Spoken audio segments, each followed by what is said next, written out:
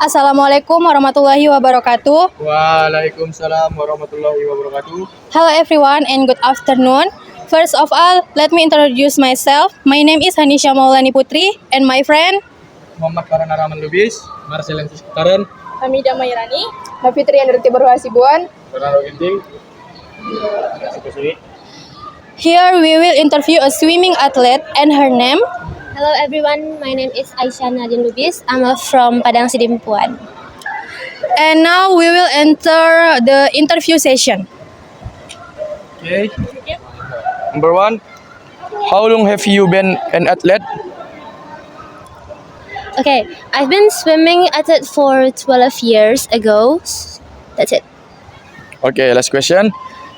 During your time as athlete, what was your most fight against XCFN? So I have competition in Malaysia, and then I have a big represent Indonesia, and I also competition like a big city like Jakarta, Bandung, and more like a big city.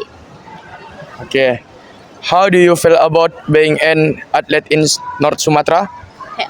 I feel a little sad because here being an athlete, athlete is not really since or giving a stage like kayak seperti kompetisi yang besar kayak seperti four wheel dan kompetisi-kompetisi besar seperti Porprov di Sumatera Utara kurang diperhatikan sebagai atlet renang.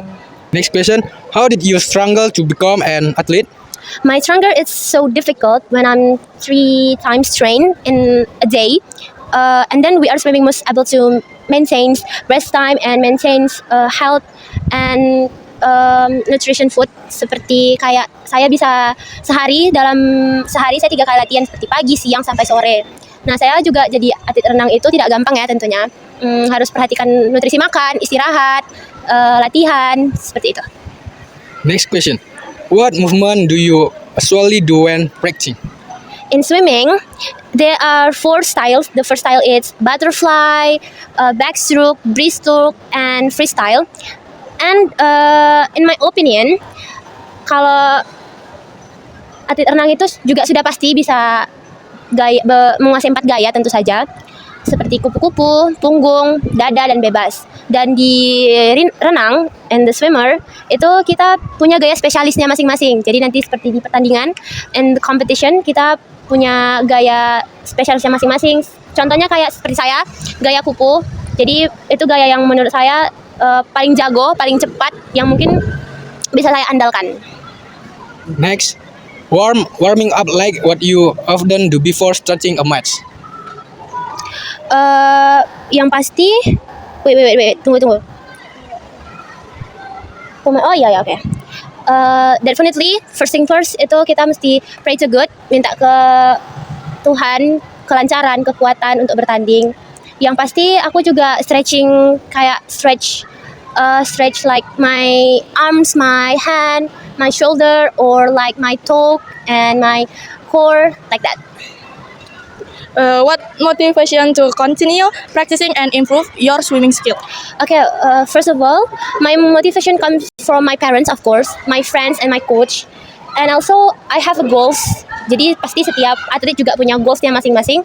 Yang pasti kita ya seperti atlet pada umumnya, kita punya tujuan yang tinggi, yang punya tujuan ingin bercita-cita yang lebih besar lagi, lebih tinggi lagi, membawa nama Indonesia, contohnya seperti itu. What do you to maintain a balance between in your swimming skill and your collect? Okay, it's very difficult because my lecture schedule often classes. Jadi untuk imbangin like balance buat latihan, practice, and kuliah itu juga sulit bagi saya because jadwalnya selalu nabrak. Jadi kurang bisa untuk saya yang menyeimbangkan untuk kuliah saya, di mana saya juga mahasiswa. Jadi susah untuk latihan dan kuliah seperti itu. What do you expect from yourself and in your team to the next competition? What is pertain in every swimmer, what improve their performance every competition, and of course I want to be like that, and I want to good in the best time, continue to be good, and I want to keep competing in more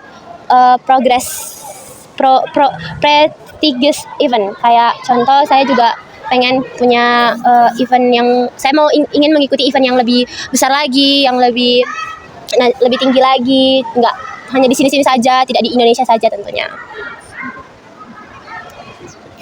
Okay, what made you interested in this sport? Okay, I was once asked to become a karate athlete, but I didn't like because karate itu kayak menurut saya ya sangat kasar, jadi saya tidak suka olahraga yang seperti itu. Nah, terus kenapa saya pilihnya berenang? The fun fact that swimming is sport yang paling sedikit cederanya. Jadi dia rata-rata swimmer itu jarang cedera, tapi sekalinya cedera itu parah, seperti itu. Okay, next. What was the first championship you won a medal in? The first time I win was in 2016 at the Popdasu event in Sumatera Utara, of course in Medan. Saya memenangkan bronze medal, juara 3, dan saya juga dapat gelar atlet termuda pada saat itu. Okay, how did you get into this sport? Definitely practice and I have a goals. Kayak yang sebelum saya bilang tadi, pasti semua atlet juga punya goalsnya masing-masing, dan tentunya kalau untuk menekuni olahraga tersebut ya pasti latihan, dan orang tua juga harus berpartisipasi, memberikan motivasi untuk anak-anaknya gitu. Okay, I question what are the basic technique that a beginner swimmer should master? Okay, again and again, in my opinion, as a swimmer, the first technique you must master in getting, you know how to breathe in water. Jadi kita belajar berenang itu bukan langsung bisa ya, tentu saja. Kita harus belajar pengenalan air dulu, belajar nafas dulu, biar juga badannya nggak terkejut, kayak nggak shock gitu di dalam air gitu. Thank you. Next question. How can I improve my strength and endurance while swimming? In my opinion, just swimming alone it's not enough tentunya, karena buat kekuatan tubuh like strength your body, endurance it also requires strength in the legs, arms and core. Jadi buat berenang aja tuh sebenarnya nggak cukup, kita mesti latihan kekuatan kaki, kekuatan badan, tubuh. Yang pastinya kan berenang juga seluruh tubuh itu main, kayak kepala, tangan, bahu, kaki, seperti itu. Thank you. Next question. How do I coach the right swimming style for a beginner? Swimming for beginners is a breaststroke or freestyle. Karena dari dimanapun ya, mungkin kalau kalian belajar berenang, kalian harus bisa belajar gaya dada atau gaya bebas dulu, baru bisa langsung lanjut ke gaya-gaya yang susah, yang sulit, seperti gaya kupu, gaya punggung, seperti. Jadi pokoknya buat yang beginners, yang pemula, itu dia belajarnya gaya dada dulu, gaya bebas dulu, seperti itu. Okay. And question last. What is your daily or weekly training routine during the competitive season and off season? Okay. In a week, I have training schedule each or which include physical training and other training. Jadi yang pastinya seminggu saya sudah punya jadwal latihan, kayak latihan di air, berenang, latihan fisik untuk daya tahan tubuh tentu saja. Terus